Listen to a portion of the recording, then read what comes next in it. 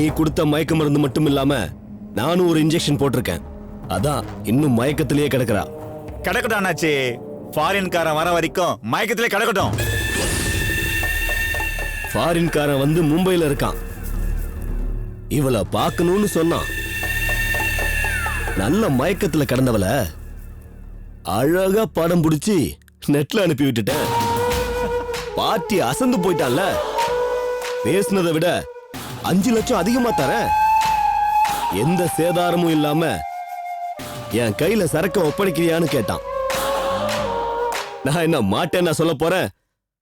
அதிகமா 5 லட்சம் கிடைக்குது இல்ல, அதனால என் கண்மணி போல பாதுகாத்து உன் கையில ஹேண்ட் ஓவர் பண்றேன்னு சொல்லிட்டேன். அப்போ நம்ம எதிர்பார்த்ததை விட அதிகமா பணம் கிடைக்கும் போல இருக்கு. அடிச்சு தூள் பண்ணலாம் அண்ணாச்சி. அவசரப்படாத கணேசா. கோடி கணக்குல பணம் வருதுங்கிறதுக்காக ஆட்டம் போட்டுற கூடாது. விஷயத்தை ஆற போட்டு மக்களும் போலீஸும் மறந்து போற நிலைக்கு வந்ததுக்கு அப்புறம்தான் பணத்தை வெளியே எடுக்கணும். அப்ப கூட மொத்தமா எடுத்துடக்கூடாது.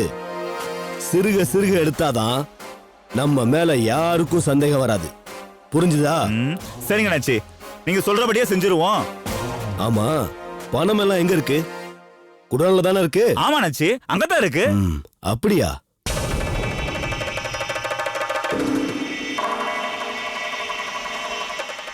என்ன அண்ணாச்சி யோசனை? பணம் இருக்குமா இல்லையான்னு யோசிக்கிறீங்களா? டவுட்னா நீங்களே நேர்ல வந்து பார்த்து செக் பண்ணிக்கங்க. குடோன் சாவிதான் நம்ம 2 பேர்ட்ட இருக்க. டேய், நான் உன்னை சந்தேகப்படலடா. ஃபாரின்காரனை குடோன்ல தான் வச்சு மீட் பண்ணலாம்னு நினைச்சேன். இவ்வளவு பணம் இருக்கும்போது அங்க வச்சுக்காம மீட்டிங் பாயிண்ட வேற இடத்துக்கு மாத்துனா என்னன்னு தான் யோசிச்சேன். நீங்க யோசிச்சா சரியாதான் நினைச்சு இருக்கோம். அப்புறம் இன்னொரு விஷயம், நீயும் சரண்யாவும் இன்னும் கொஞ்ச நாளைக்கு இந்த பிரச்சனைய ஊதி பெருசாக்குங்க. ஊர்க்காரங்க பணத்தை சுருட்டிக்கிட்டு ரேவதியும் மகேஷும் ஓடி போயிட்டாங்கன்னு திட்டவட்டமா எல்லாரையும் நம்ப வைங்க. சரி நச்சி. அதுக்கப்புறம் நம்ம பிளான் பண்ணபடி பணத்தை பிரிச்சுக்கலாம். சரியா? சரிங்க நச்சி.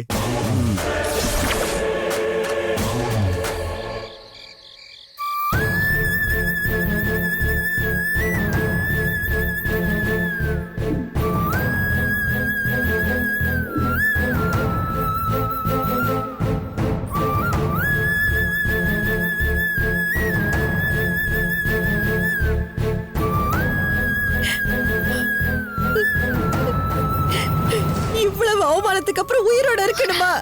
ஐயோ, எதையாவது தின்னுட்டு செத்து போகலாம். என்ன வார்த்தைமா பேசுற? நீ உயிரை விட்டுட்டு எல்லாமே சரியாயிடுமா? அதுக்காக அவமானப்பட சொல்றியா? வீட்டுக்கு முன்னாடி தெருவுல இருக்கிறவங்க என்னென்ன பேசுனாங்க கேட்டல்ல? அதோட போலீஸ் ஸ்டேஷன்ல நடந்ததெல்லாம் நந்தினி சொன்னால, அதையும் கேட்டல்ல?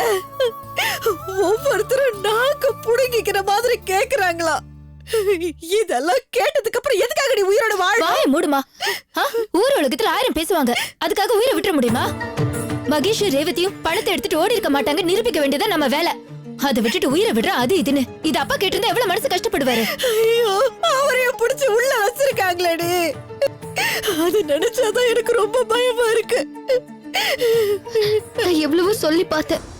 10க்கு விஸ்வாவும் ஆபீஸ் விட்டு வந்து பேசி பார்த்தாரு. ஆனா போலீஸ் அப்பாவை விட மாட்டேன்னு சொல்லிட்டாங்க. ஐயோ, இந்த கொடுமையை நான் எங்க போய் சொல்லுவேன்? என் பொண்ணு மேலயும் மாப்பிள்ளை மேலயும் போய் புகார் சொல்லி என் புருஷனை கொண்டு போய் உள்ள வச்சிருக்காங்களே. ஐயோ, இதுக்கு நான் எங்க போய் நியாயம் கேட்பேன்? அழாத. அழறதுனால நமக்கு எந்த நியாயமும் கிடைக்க போறது இல்ல. முதல்ல ரேவதியும் மகேஷையும் தேடி கண்டுபிடிக்கணும். அப்பதான் உண்மை என்னன்னு தெரிய வரும். அவளையும் தான் நைட்ல இருந்து காணுமேடி. நான் எங்கன்னு போய் தேடுறது? அதான் எனக்கு தெரியலம்மா. ஆனா நாம அவங்களை கண்டுபிடிச்சே ஆகணுமா? அதை விட அந்த கணேசியும் சரண்யாவும் பிடிச்சி அடிச்சுன்னு வச்சுக்கோங்க. ரேவதியும் மகேஷையும் எங்க ஒளிச்சு வச்சிருக்கான்னு தெரியும். ஒளிச்சு வச்சிருக்காங்களா? என்ன சொல்றீங்க? எனக்கு புரியல. ஆமா விஸ்வா, அந்த கணேஷ் ஒரு ஃப்ராடு. அவன் பொண்டாட்டி சரண்யா அவன் ஒரு ஃப்ராடு. அவங்க 2 பேரும் சேர்ந்துதான் இவங்களை ஒளிச்சு வச்சிருக்காங்க. அதுதான் அவங்க ஒத்துக்கலையே. உலக மகா உத்தமக மாதிரி இல்ல அவங்க பேசுறாங்க. நாங்க நல்லது நினைச்சோம், ஆனா ரேவதியும் மகேஷும் பணத்தை சுருட்டிக்கிட்டு ஓடிட்டாங்கன்னு பழி போட்டு பேசுறாங்களே. அதெல்லாம் ஒரு டிராமா. அவங்க 2 பேரும் ஒரு ஃப்ராடு. அவங்க மாட்டிக்க கூடாதுங்கிறதுக்காக நம்ம வீட்டு ஆளுங்க 2 பேரையும் ஒளிச்சு வச்சுட்டு அந்த பணத்தெல்லாம் அவங்க சுருட்டிட்டு போகணும்னு திட்டம் போட்டிருக்காங்க. இதை நான் உறுதியா சொல்லுவேன். சரண்யாவும் கணேஷும் ஃப்ராடுனா ஏன் ரேவதி அவங்க கிட்ட பழக விட்டீங்க? முதலே விஷயத்தை சொல்லி தடுத்திருக்க வேண்டியதானே? சொன்னமே, அந்த கணேஷ் ஒரு ஃப்ராடுன்னு எவ்வளவு நான் ரேவதி கிட்ட சொன்னேன். அவ கேட்கல. அவ என்னதானே ஒரு ஃப்ராடு மாதிரி பார்த்தா. என்னங்க இப்ப எதுக்கு முடிஞ்சு போன விஷயத்தெல்லாம் பேசிட்டு முதல்ல ரேவதியும் மகேஷும் கண்டுபிடிப்போம். கண்டுபிடிக்கிறதுனா எங்க இருந்து ஆரம்பிக்க சொல்றீங்க? எங்க போய் தேட சொல்றீங்க? அந்த ஃப்ராடு கணேஷ் கிட்ட இருந்து தான் முதல்ல ஆரம்பிக்கணும். ஏங்க அவன் தான் ஃப்ராடுன்னு நீங்களே சொல்றீங்க, அப்புறம் அவன்கிட்ட போய் கேட்டா உண்மையை சொல்ல போறான். அதுக்காக அவனை அப்படியே விட்டுற முடியுமா? அவனை அப்படியே விட்டுட்டா ஊர் பணத்தெல்லாம் மகேஷ் ரேவதியும் தூக்கிட்டு போனாங்கிறது உண்மையாயிடும். அதனால விட முடியாது. இத பாருங்க, நான் மறுபடியும் சொல்றேன், இது அந்த கணேஷும் சரண்யாவும் சேர்ந்து போடுற நாடகம். இது நம்ம மகேஷை பத்தி ரேவதியை பத்தி நமக்கு நல்லா தெரியும். அவங்க கண்டிப்பா பணத்தை எடுத்துட்டு ஓடி இருக்க மாட்டாங்க. மகேஷும் ரேவதியும் வெளியில இருந்தா கணேஷோட குட்டு வெளிப்பட்டுருந்தா அவங்களை எங்கேயும் அவன் அடைச்சு வச்சிருக்கான். அத முதல்ல நான் கண்டுபிடிச்சிட்டு வரேன். நீ ஒன்னும் பயப்பட தேவையில்லை. நான் மகேஷையும் ரேவதியும் கண்டுபிடிச்சிட்டு வரேன்.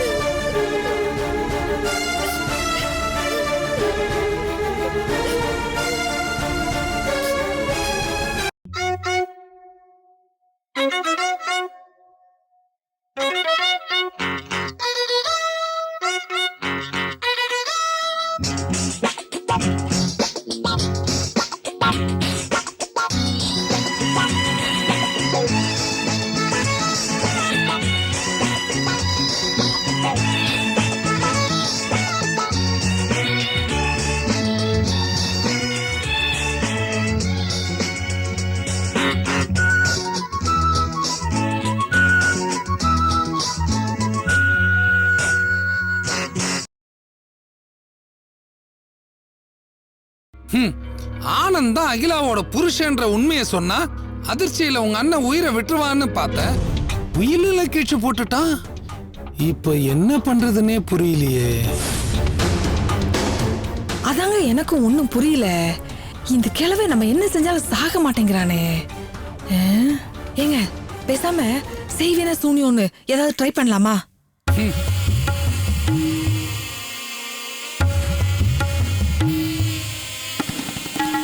மூளைக்கு கொஞ்சம் அதிகமா வேலை கொடுத்து தெளிவான பிளான போடுவோம்.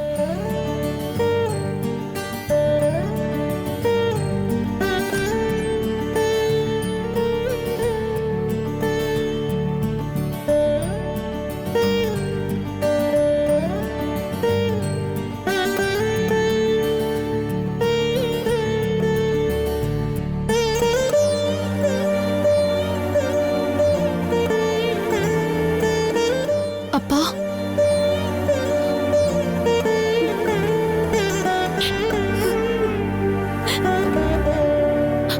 அப்பா என்ன மன்னிச்சிருங்கப்பா. உங்களுக்கு எதுவும் ஆயிடக்கூடாதுன்னு தான்ப்பா நானும் விஸ்வாவும் புருஷன் பொண்டாட்டியா நடிச்சோம். உங்களை ஏமாத்தணும் நாங்க சத்தியமா நினைக்கலப்பா.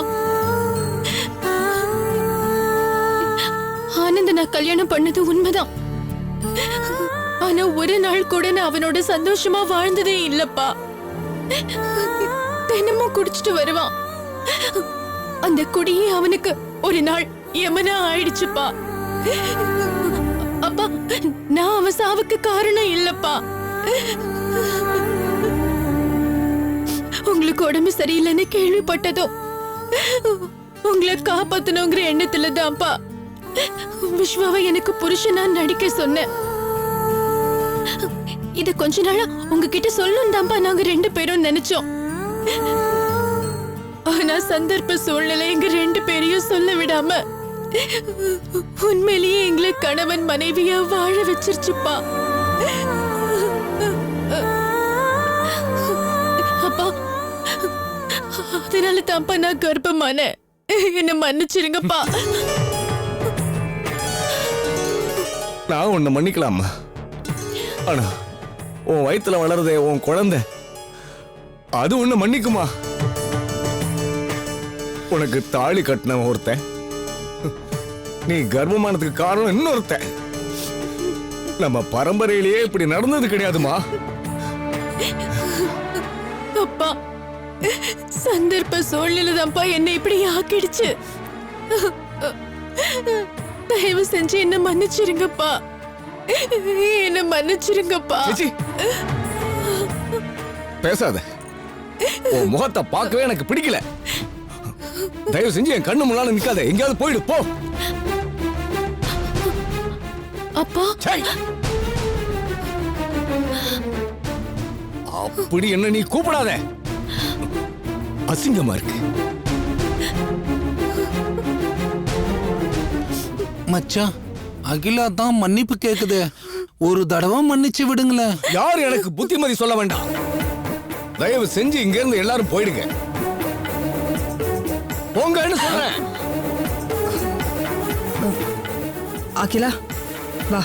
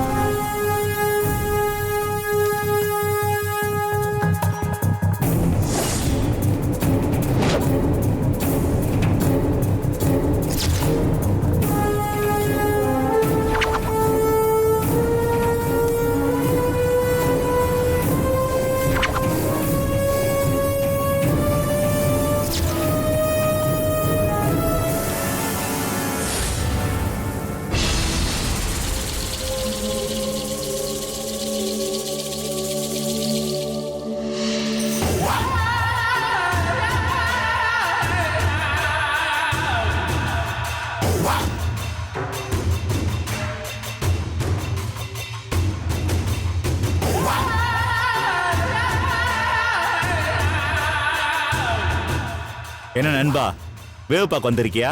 திருடெல்லாம் நினைச்சு செவரேறி குதிச்சு வந்திருப்பாரு. என்ன நண்பா, ஷாக் மேல ஷாக் கொடுக்குற? கேக்குறதுக்கு பதில் சொல்ல நண்பா. டேய், ஒழுங்கா சொல்லிடு. ரேவதி மகேஷ் எங்க வச்சிருக்க? என்னப்பா உன்னோட பெரிய ரோதனையா போச்சு? டோர் திறந்த லிப்ட் தயவு செய்து கதவை மூடவும், தயவு செய்து கதவை மூடும்னு திருப்பி திருப்பி சொல்ற மாதிரி நீ அதே சொல்லிட்டு இருக்கியே. இதுக்கு நான் எத்தனை தடவை பதில் சொல்றது? டேய், என்ன பொய் சொல்றியா? ஒழுங்கா உண்மையை சொல்லிடுறா. நீ தான் உண்மையை சொல்லணும். உன்கிட்ட சொல்லாம ரேவதியும் மகேஷும் எங்கேயும் ஓடி போயிருக்க மாட்டாங்க. நாங்க எவ்வளவு நம்பிக்கையா பார்ட்டிகளை இன்ட்ரோடியூஸ் பண்ணி சீட்டு போட வச்சோம் தெரியுமா? எங்க வீட்டு வாசல்ல வந்து நிக்கறாங்க. உன் குழந்தைய பணத்தை தூக்கிட்டு ஓடினதுக்கு நாங்க தண்டம் கட்டணுமா? ஏய், என்னடி சொல்ற?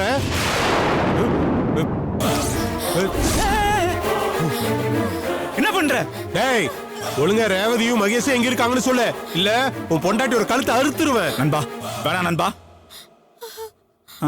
அறுத்துக்க. ஏய் நிஜமா தான்டா சொல்றேன், உன் பொண்டாட்டி கழுத்தை அறுத்துட்டு ஜெயிலுக்கு போறதுக்கு நான் தயங்க மாட்டேன்டா. கோபப்பட்டு நண்பா, அவ உயிரை எடுத்துட்டு என் உயிரை எடுத்துரு. ஒரு நண்பனின் கையால எங்களுக்கு சாவு கிடைச்சிருச்சுன்னு சந்தோஷமா செத்துட்டு போறோம் நண்பா. இத பாரு, நடிக்காத. நான் விளையாட்டுக்காக சொல்லல, உன் பொண்டாட்டியோட கழுத்தை அறுத்துட்டு நான் ஜெயிலுக்கு போறதுக்கு தயங்க மாட்டேன்டா. நாங்க மேலோகத்துக்கு போக கூட தயங்கல நண்பா. யாருக்கு கிடைக்கும் இந்த மாதிரி பாக்கியம் சொல்லு? உயிர் நண்பன் நீயே எங்க உயிரை எடுக்க போறன்றப்போ ரொம்ப சந்தோஷமா இருக்கு நண்பா. முதல்ல அவ கழுத்தை அறுத்துட்டு அப்புறம் என் கழுத்தாரு. சரண்யா சுமங்கலே கண்ணை மூடட்டும். ஆமா, உங்க 2 பேரையும் கொன்னுட்டேனா அப்புறம் ரேவதியும் மகேஷையும் கண்டுபிடிக்க முடியாதுல்ல. இத பார், இன்னும் 2 நாள் டைம் தரேன். அதுக்குள்ள ரேவதி, மகேஷ், பணம் இது 3 என் கைக்கு வரணும். இல்ல சொருகிட்டு ஜெயிலுக்கு போனாலும் போயிடுவேன்.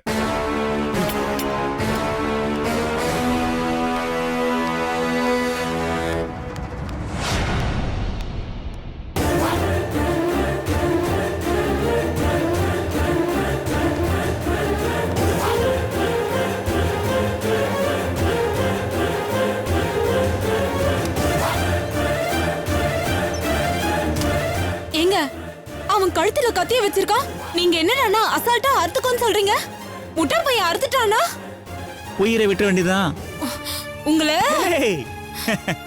அவன் அறுக்க மாட்டான்டி, அதை தெரிஞ்சுதான் நான் தைரியமா சொன்னேன். எப்படி சொல்றீங்க? அவன் கூட நான் இன்னைக்கு நேத்தா பழகி இருக்கேன். அவன் அதுக்கு சரிப்பட்டு வர மாட்டான்டி. எப்படி சரிப்பட்டு வர மாட்டான்? அதை சொல்லுங்க முதல்ல. இங்க வா.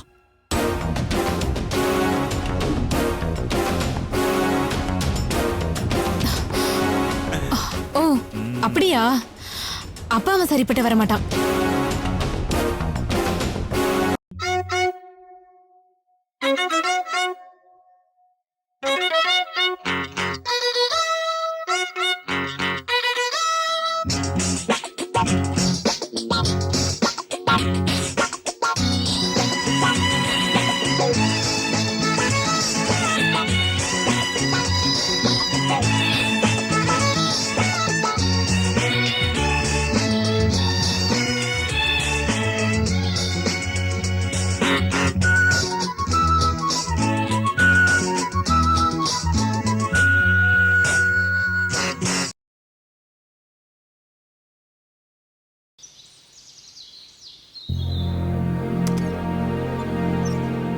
அண்ணே, காஃபி கொண்டு வந்திருக்கேன், எந்திச்சு குடிங்க அண்ணே. என்ன அண்ணன் பதிலே சொல்ல மாட்டேங்கிறாரு? அண்ணே, அண்ணே, அண்ணனுக்கு என்னாச்சு? இவ்வளவு நேரம் தூங்க மாட்டாரு?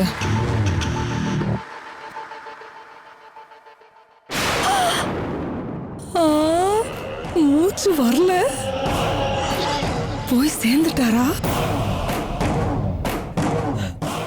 கடவுளே, எனக்கு ரொம்ப சந்தோஷமா இருக்கு. இது அவர்கிட்ட சொல்லணுமே.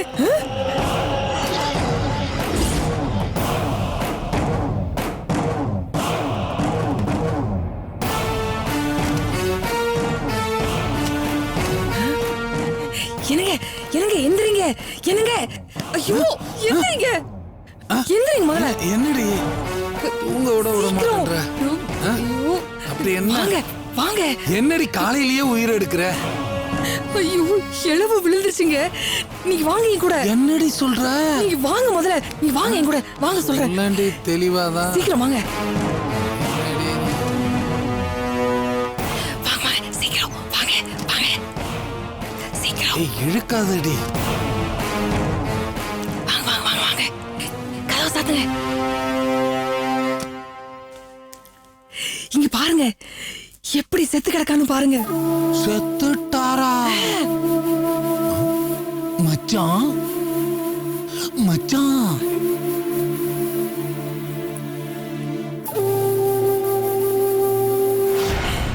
என்ன? ஐயோ ஃபுட்பால் தலையை புட்டேட்டா.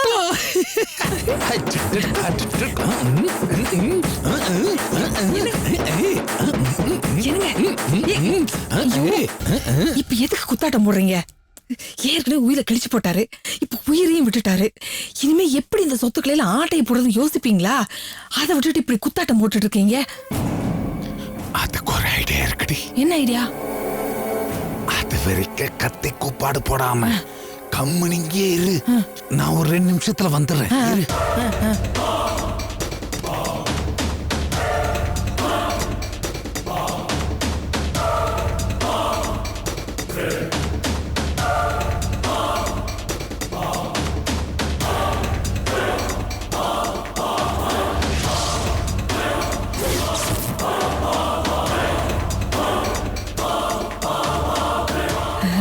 மனுஷன் இன்னும் என்ன பண்றாரு?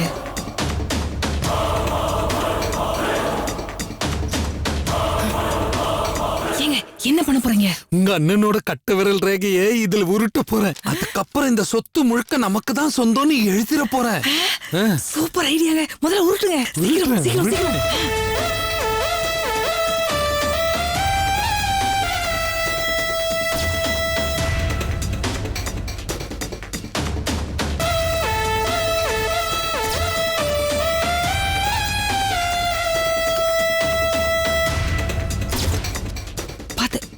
இருங்க கொடுங்க கொடுங்க. இது புடிங்க.